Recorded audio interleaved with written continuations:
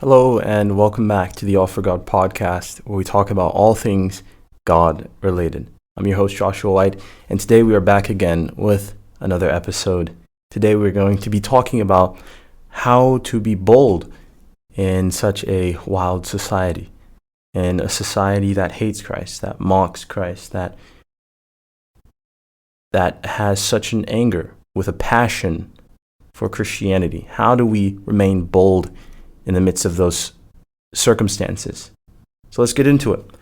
We're in Daniel chapter 3. You may have heard of this story before: Shadrach, Meshach, and Abednego and the fiery furnace, and their exemplified example of boldness in a serious time. So just a little background about the story.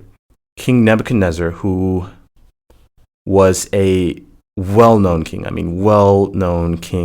among many nations. He was over a lot of nations and provinces, so much so that if he decreed something, he could decree it over multiple different nations. But in this time, he decides to build a idol, massive golden statue for everyone to praise at a specific time. And he says that when all music is played, everyone, whatever you're doing, has to come and dedicate themselves to this idol and bow down and worship this idol at a specific time. And so here you have Shadrach, Meshach, and Abednego, these three Jewish men who stand up and say, no, we're not going to bow down to this false idol. We know who we serve. We know the God that we serve. This idol has eyes but cannot see, and ears but cannot hear. It's nothing to us. And so these certain men, these certain Chaldeans, they come to Nebuchadnezzar and say, "Oh, Nebuchadnezzar, these three men, you have said that anyone who does not bow down will be cast into this fiery, burning furnace. And these three men, they don't care about what you say. They don't take thought for what you say." And Nebuchadnezzar is furious about this. He's like, wait, someone is defying me? And so he calls them, and he gives them another chance. Okay, are you going to bow down at this specific time?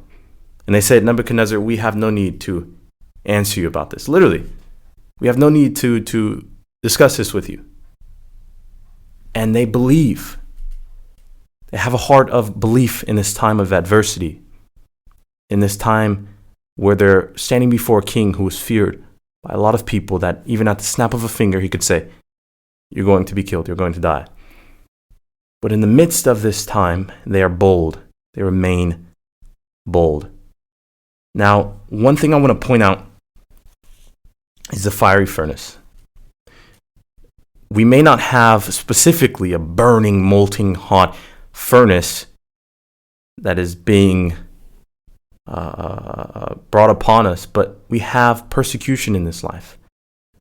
We have struggles and trials, and many people saying things about us, and many people coming against Christianity, and just a whole bunch of havoc going on.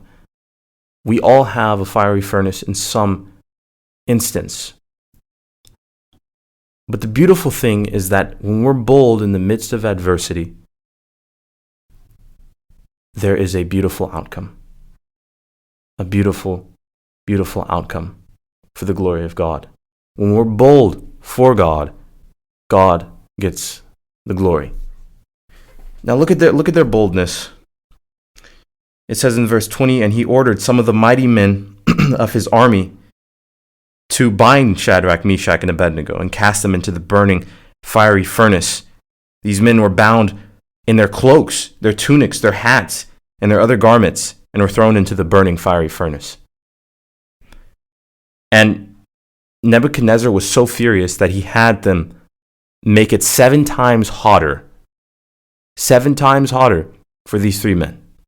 He's like, oh, I'm not going to be defied by any Jews, these people who serve this foreign god to me. Sometimes people have, like I said in the beginning, this passion of hatred. Not just a hatred, but this passion of hatred towards you. But when you are bold in the midst of adversity, when you're able to stand before adversity and say, no, I serve one true God. I will not serve these idols. I will not give my attention to these things that are not of God. When you're able to set your mind on things above and not on things below, that's when true change and true reflection of Christ happens, and it has an effect on not just you, but the people around you. When people see that boldness, that act of boldness, it does something. And we'll see here in just a little bit.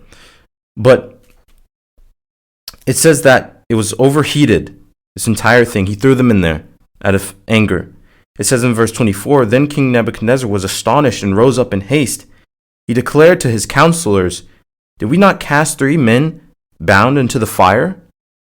Now, really quickly, before I go on, this fire was so hot that even the men who tossed Shadrach, Meshach, and Abednego in there died, were burned, were caught on fire, and died just from casting them in there, just from getting close to it. So this isn't any type of joke here. This was a fiery furnace. And so Nebuchadnezzar is in awe, though. Not just because of their boldness, but because of the result of their boldness, that God was on their side.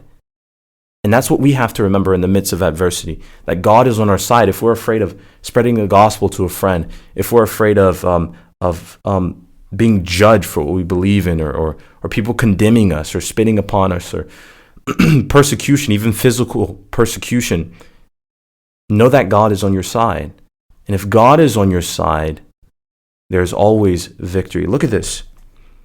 He said, did we not cast 3 men bound into the fire? They answered him and said, true, O king. Yes, we have. He answered and said, but I see 4 men unbound walking in the midst of the fire, and they are not hurt, but the appearance of the 4th is like a son of the gods.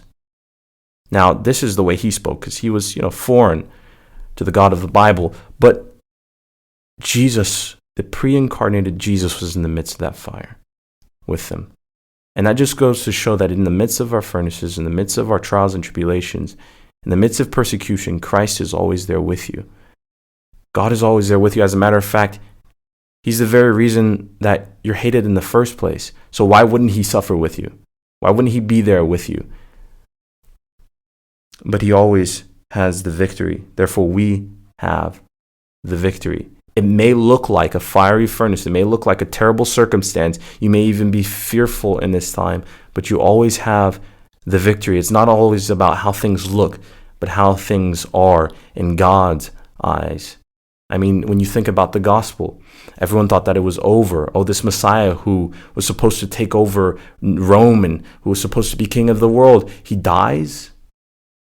But then 3 days later, he raises from the dead. So if we go to verse 26 now, it says, then Nebuchadnezzar came near to the door of the burning fiery furnace. He declared, Shadrach, Meshach, and Abednego, servants of the Most High God. See how his entire perspective has changed? Well, I don't, anyone who serves any type of false god besides my God, yeah, you're getting thrown into the fire. But now that he sees their not only their act of boldness, but God's glory in the midst of that boldness. Now that he sees that, he acknowledges that. He says, servants of the Most High God, come out and come here. Then Shadrach, Meshach, and Abednego came out of the fire. Listen to this in verse 27. And the satraps, the prefects, the governors, the king's counselors gathered together and saw that the fire had not had any power over the body of those men. It says the hair of their heads was not singed, their cloaks were not harmed, and no smell of fire had come upon them. In the midst of our boldness, when God takes control of that situation and exemplifies his glory through us, we will be able to walk through fire and not be singed. We will be able to preach the gospel with boldness, and not that we won't receive persecution, but that even in the midst of persecution, it will have an effect on others. See, the fire did not affect them But the glory of God affected Nebuchadnezzar. So much so that he says in the next verse, he says, Nebuchadnezzar answered and said, Blessed be the God of Shadrach, Meshach, and Abednego, who has sent his angel to deliver his servants who trusted in him. And he set aside a command that anyone who spoke anything about the God of Shadrach, Meshach, and Abednego would be torn limb by limb. Nebuchadnezzar's eyes were open through the boldness of these three Jewish men. And let me tell you, if you are bold in a society that is crazy, in a society that is hateful towards us with a passion, God will reveal himself through you to others. So do not fear in times when you may be trying to spread the gospel to someone who's so stubborn and doesn't want to hear it. Do not be afraid when there are people who will hate on you and will talk about you and judge you behind your back or whatever the case may be because you believe in this. Because God ultimately has a reason for it all. He has the victory and he will reveal himself for his glory. So how can we be bold in a society that is crazy, that hates God? More importantly, that hates the God of the Bible, Yahweh.